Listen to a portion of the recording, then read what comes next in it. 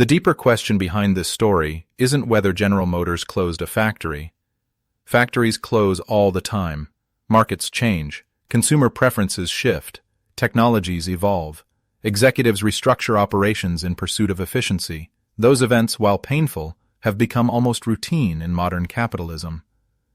But this wasn't routine, because what happened in Ingersoll exposed a growing tension that exists across the developed world, a tension between global corporations that operate without borders and communities whose futures remain tied to a single employer, a tension between shareholder expectations measured in quarterly reports and workers who build their entire lives around promises that extend decades into the future.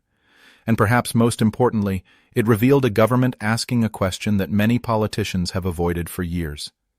At what point does corporate flexibility become corporate irresponsibility? For decades, globalization operated under a simple assumption. Governments competed for investment, corporations delivered jobs, and everyone benefited from economic integration. Politicians cut ribbons at factory openings, executives spoke about partnership, and workers embraced change because they believed they were building a more secure future. But there was always an imbalance built into that relationship. Communities couldn't move. Workers couldn't relocate overnight. Families couldn't transfer mortgages and children's schools with the stroke of a pen. Corporations could. That mobility gave companies extraordinary leverage. If wages increased too much, production could shift elsewhere.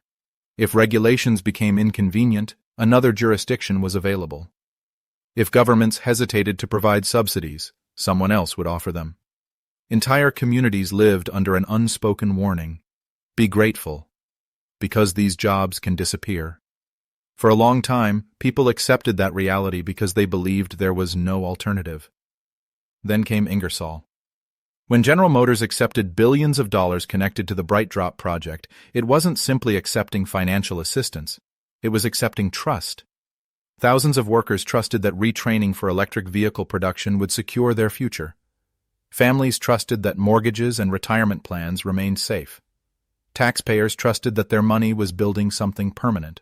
Politicians trusted that the public promises being made on stage would eventually translate into stable employment behind factory walls. The BrightDrop project became more than an electric van. It became a symbol that Canada could compete in the economy of tomorrow. A symbol that the transition to clean technology wouldn't leave industrial workers behind. A symbol that the future could still be manufactured by Canadian hands. And symbols matter. Because when symbols collapse, they don't simply take jobs with them, they take confidence. When production paused, workers waited. When executives called it temporary, people believed them. When silence replaced updates, uncertainty spread. And when permanent closure finally arrived, something else disappeared. Faith. Faith that promises still meant something.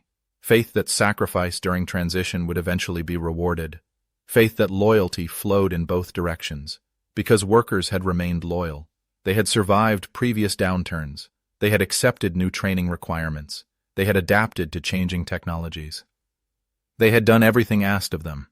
And in return, many felt they received a corporate press release explaining why circumstances had changed. That emotional betrayal explains why Canada's response resonated so powerfully. Because this wasn't simply about tariffs. It wasn't merely about trade quotas. It was about accountability. For years, governments have often been accused of socializing risk while privatizing reward. When investments succeed, corporations celebrate innovation. When investments fail, taxpayers absorb the consequences. Public money helps build factories. Private decisions determine whether they survive. Canada appeared to challenge that arrangement. The message wasn't anti-business. The message was conditional partnership. If taxpayers help build your future, then you owe something in return. Not forever. Not regardless of economic reality, but enough to honor the commitments that justified public investment in the first place. This represents a significant philosophical shift. Because traditionally, governments feared confrontation with multinational corporations. The assumption was always the same. If we push too hard, they'll leave. If we demand accountability, investment will disappear. If we enforce consequences, someone else will win the jobs. Fear became policy, accommodation became strategy, but accommodation has costs. Communities begin questioning why they repeatedly sacrifice while others remain protected. Workers wonder whether loyalty only travels one direction. Citizens lose confidence that institutions are capable of defending their interests. Eventually, patience runs out. Perhaps that's why this story captured so much attention. People weren't simply watching a dispute between Ottawa and Detroit.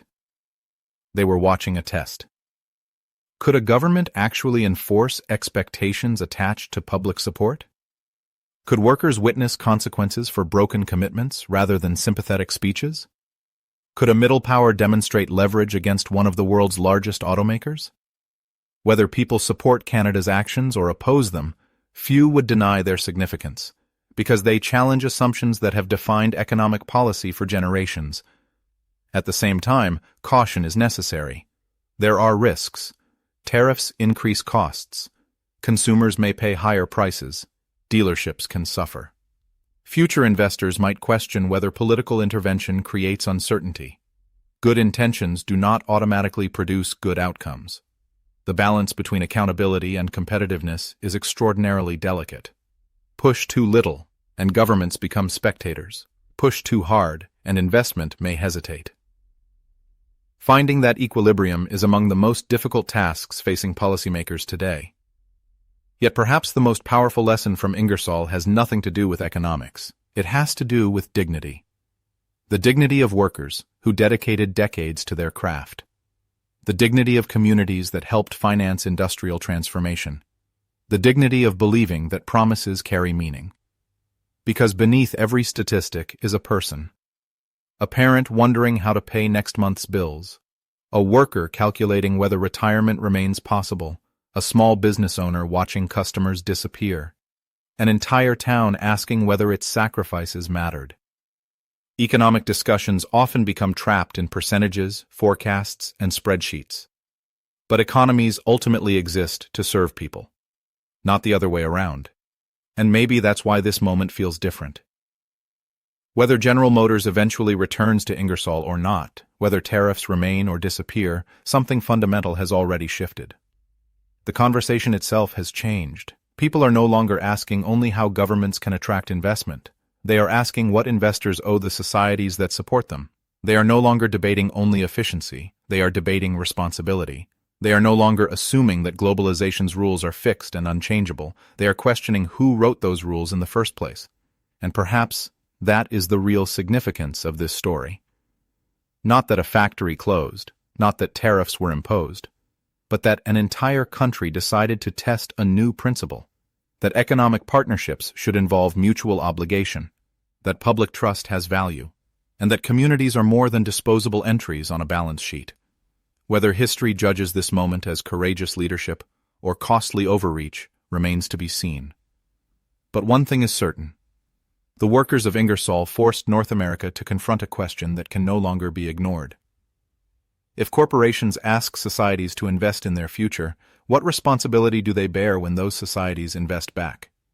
Because the answer to that question may determine not only the future of one factory in Ontario, but the future relationship between governments, corporations, and workers across the entire developed world.